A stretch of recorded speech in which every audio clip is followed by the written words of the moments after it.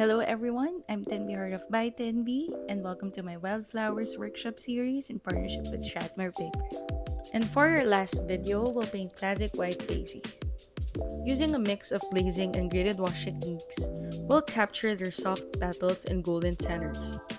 You'll learn how to use white by applying gentle shadows and subtle details for the fresh and natural look.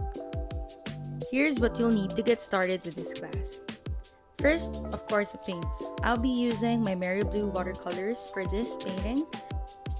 And for the paper, I'm using Strathmore Ready Cut watercolor paper in cold press. For the brushes, I'll be using a variety of pincer round brushes along with mini detailers for finer work. Prepare other painting materials like a ceramic palette for preparing washes and mixing colors, and probably 2 cups of water, one for rinsing the brushes and one with clean water. And lastly, a tissue or a paper towel for controlling water and blotting your brush. Begin by lightly sketching the outline of your daisies on your watercolor paper. Keep the lines soft and simple, and this will help you focus on the painting process and prevent the sketch from showing through the layers of watercolor. To start painting the white petals, I use a soft gray mix. So for this, I'll combine my MaimeriBlu watercolors in white and black to create a soft gray. This mixture will be tea-like, transparent, and watery, yet you should still be able to see the gray. I'll apply this soft gray as my first layer across all the petals of my daisy illustration. Take note that I'll be leaving out some parts of the paper to serve as my highlights for the petals.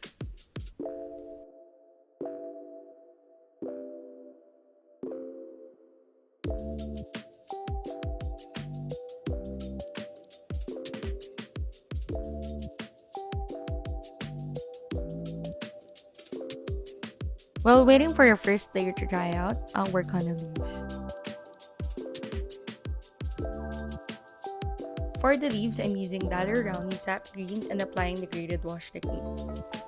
First, I'll prepare the cream mixture of sap green, and using a small brush, I'll apply the mixture to the base of the leaf.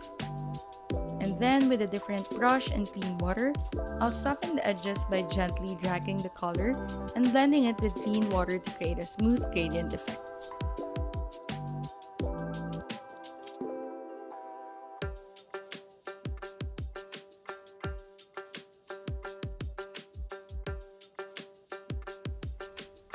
And as I work on each leaf, I'll leave out a thin line down the center to represent the vein. This will help create a sense of structure. For the other half of the leaf, I'll repeat the graded wash technique to create a gradual transition from dark to light.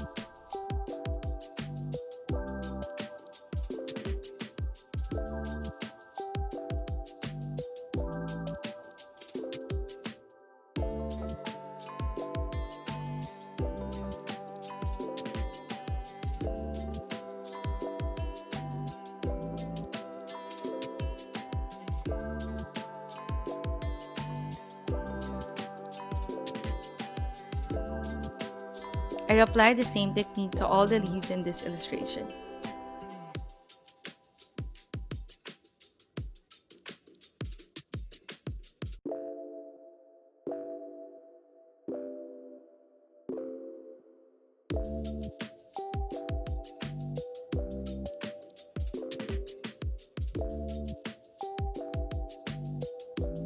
Actually, for the smaller leaves, I'll use a more pigmented yet watery mixture of sap green to give them a slightly richer color, but still maintain that soft, transparent feel.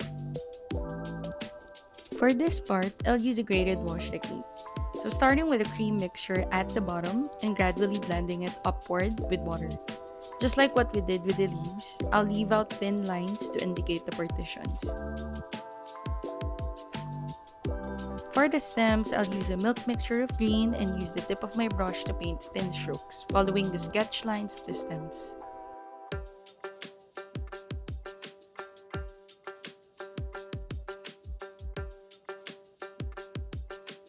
Now let's move on to the center of the daisy. I'll mix a tea-like mixture of yellow and gently paint it to the center. This will serve as a base layer from the daisy scar.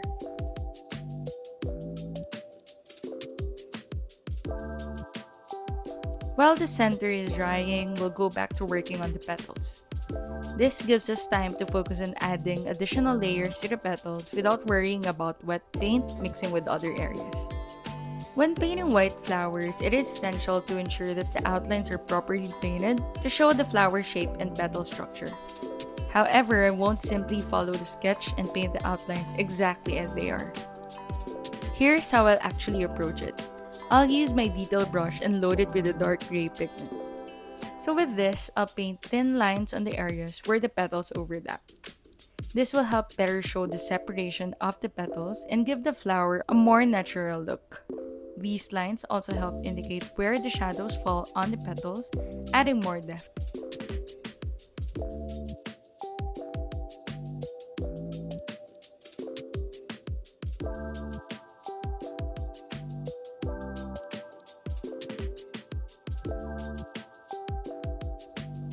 Instead of painting solid uniform outlines, I'll create thin broken lines. This will make the outlines look less rigid and more realistic, giving the petals a softer, more organic appearance. And lastly, I'll add the thin streaks coming from the center of the daisy, following the direction of the petals. This will help add texture and intricate detail, making the petals appear more lifelike. I'm actually gonna repeat this process for the other daisies as well.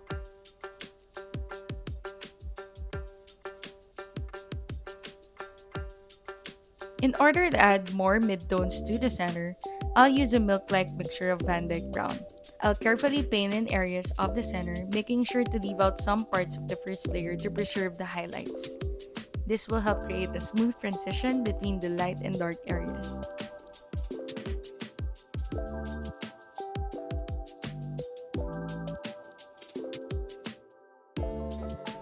Next, to add shadows and texture, I'll use a thick, cream-like mixture of Vandyke Brown.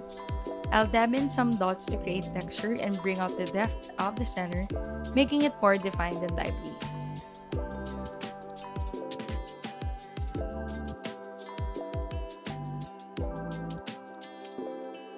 Finally, I'll use an eraser to gently remove any remaining pencil markings, leaving the artwork clean and crisp.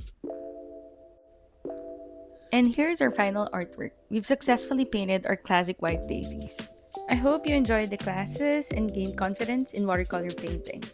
We've covered a lot, from the glazing technique to adding texture, shadows, and highlights, and it's been wonderful seeing these wildflowers come to life on paper.